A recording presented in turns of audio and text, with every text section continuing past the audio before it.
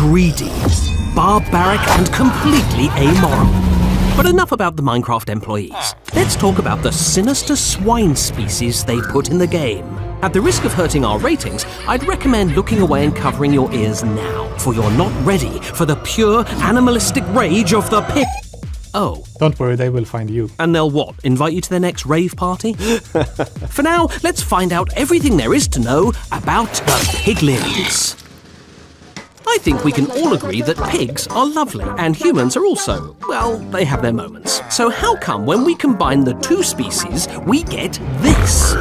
Crude, brutal pigs. Rowdy, hungry. Maybe you don't want to say like greedy. The piglins are quite complex. They are brute and savage, but they are also quite civilized in a very uncivilized manner. To summarize, they're jerk faces. The idea of piglins sparked from the zombie pigmen, introduced in the game way back in 2010. An undead porker that raised a lot of questions. Basically, as long as there were zombified pigmen, which is what started this all in the Nether, the question of, well, what were they like before they were zombified came up. People started wondering. And then in 2016, we started planning to have a proper Nether update. We needed a kind of civilization in there that has a bit more depth than perhaps the ones that inhabit the old Nether. It was about expanding the universe, but also adding more mystery. And that's exactly what the team did. New biomes, new structures, and a whole society of new piglins. You've got your normal piglins, you've got your zombified piglins, you've got your brutes that you find in the bastions, and they're obviously a little bit more serious. You don't say.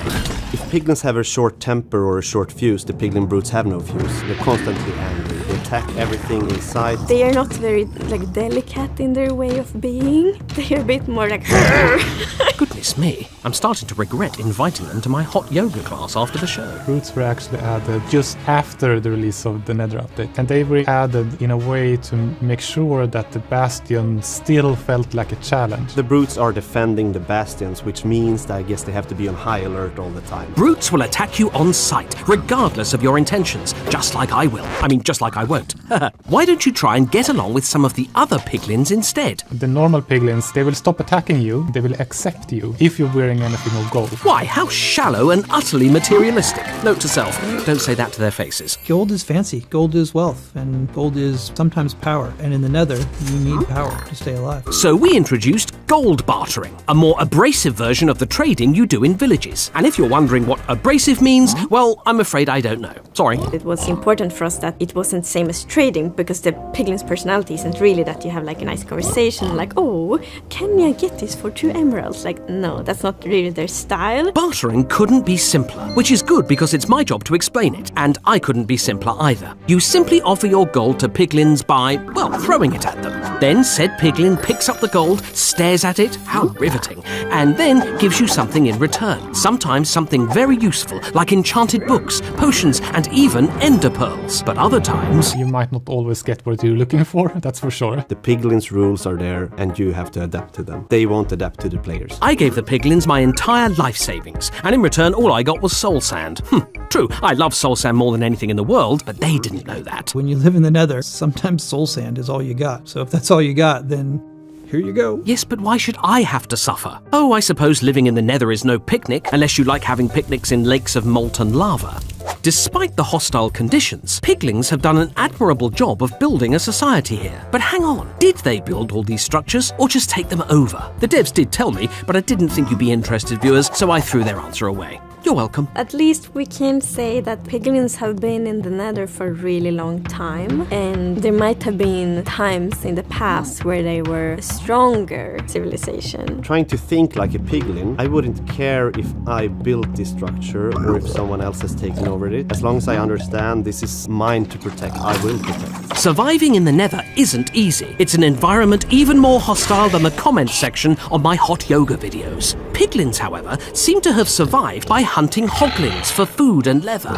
We think about items based on the environment that the mobs live in. For instance, the desert villagers have a lot of green because they get the green dye from the cactus. And for the piglins, most of their clothes are meant to look like they're made from leather, and leather you get from the hoglins. Hunting can of course be savage and brutal, so we toned it down with some dancing. Wait, seriously? It's also funny to watch piglins like from a nature perspective. If you zoom out and just watch them, how the flocks sort of hunt the hoglins and then when they kill it for food, they do a little, victory dance. But if they're outnumbered by the hoglins will hunt them. If you score some dinner, sometimes you feel like dancing.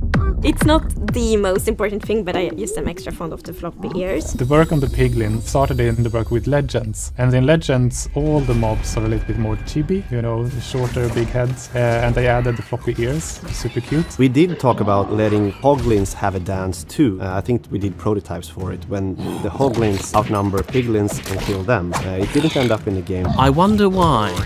They just can't seem to vibe with Pigstep. Pity.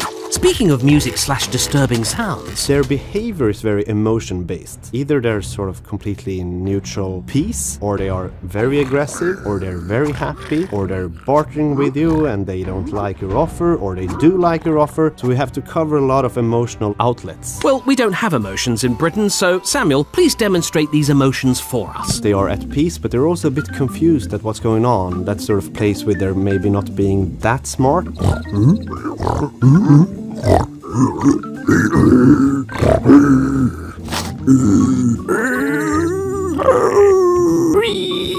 Well, after all that, now you're hopefully a piglin expert. And remember, never hit a zombified piglin unless you fancy hanging out with the "you died" scream. Oh, and also, if you like chaos, try bringing in a hoglin to Overworld. And I thought my advice was irresponsible. See you next time!